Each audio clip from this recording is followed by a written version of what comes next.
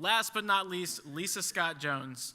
If you are a person who wishes that you could use the empty spaces in your building during the week, or if you are a person who wishes that your church was more connected with families and children, then you may want to listen to this presentation. Lisa's going to tell the story of a program called Rockin Toddlers, and I have no more information about it.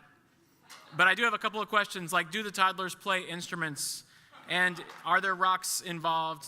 Here to answer those questions, Lisa Scott Jones.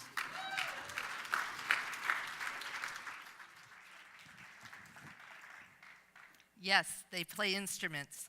They're not what we would consider instruments, but they do. I'm Lisa Scott Jones, and here at the conference, you know me as Lisa from Envision Worship Church PowerPoints. But in Del Mar, California, they know me as Lisa, the Children and Young Family Minister of St. Peter's Episcopal Church in Del Mar. And further up the coast, they know me as Lisa Scott Jones, longtime Presbyterian and member of Christ Presbyterian Church. And I want to share with you Rockin Toddlers, which is a successful program that we're doing at both churches. We had at St. Peter's an empty nursery. We had it on Sunday mornings, there were kids in it, but the rest of the week it sat empty. And it was this marvelous space, and we wanted to open it up as a community service. We tried a couple different ways, and people just didn't come. So we decided to create a program, a quality program for them once a week. It's free, it's weekly, and it's an hour long, although most of the families stay much longer. We get together, we sing, we do the hokey pokey, we do Father Abraham and This Little Light of Mine, we do the Wheels on the Bus. It's fun, it's silly, but the children really love it. And it's designed for toddler families. We didn't define that age group. We let the parents define that. And we invited parents and grandparents and nannies to come and bring these children. And it's just been a marvelous, marvelous experience. I want to make sure I hit everything. We average 10 families a week. Of those 10 families, only 2 of them are from our own church. The rest are outside families. And on some weeks, we have 10 to 15 families in there, which is about 30 people in a nursery. It's pretty big. We have musical instruments. So here's your musical instrument. It's maraca. They put everything in their mouth. So if you do this, please buy quality safe toys for them. I think the neatest thing, after we do our singing time, we go outside and we play. And we have snacks. We have our beloved goldfish. And so that's just kind of a free play time. But what's kind of neat about this is I'm only responsible for the programming. The parents are responsible for their children at all times. So they will go out there and they'll play, and they're always with their child. So it's a great bonding experience for the parents and the children.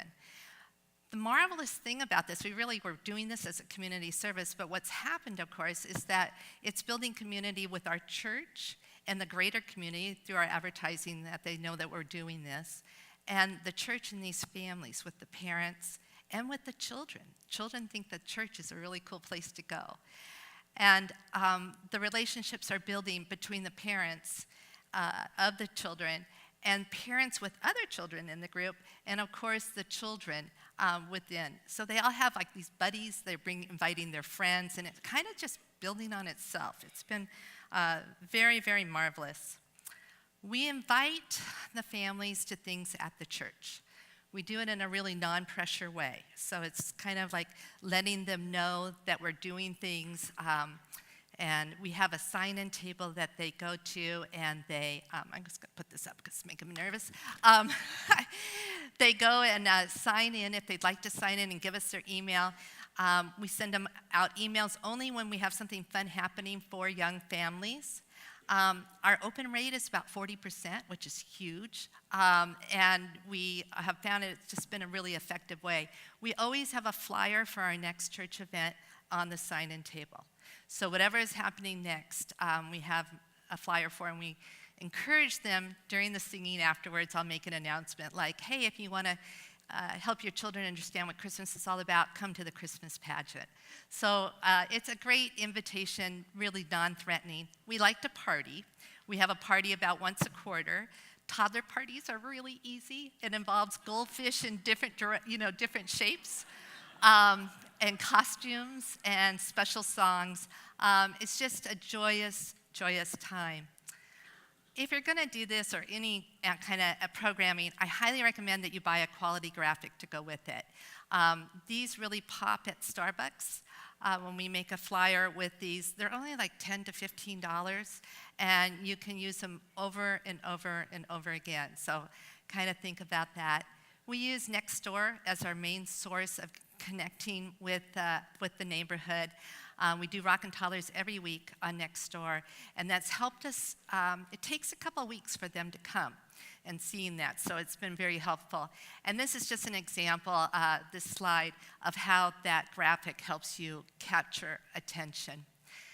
We had to zip up our nursery a little bit, so we bought a lot of things on Facebook Marketplace, and I just wanted to share that with you as a resource.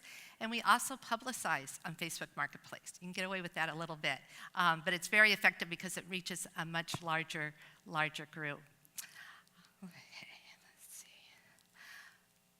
After we started Rockin Toddlers and we had these families, we started to look at church events differently. How could we open up our church events to toddler families? So one of the things that we did, like at our big church meals, we have a toddler play area.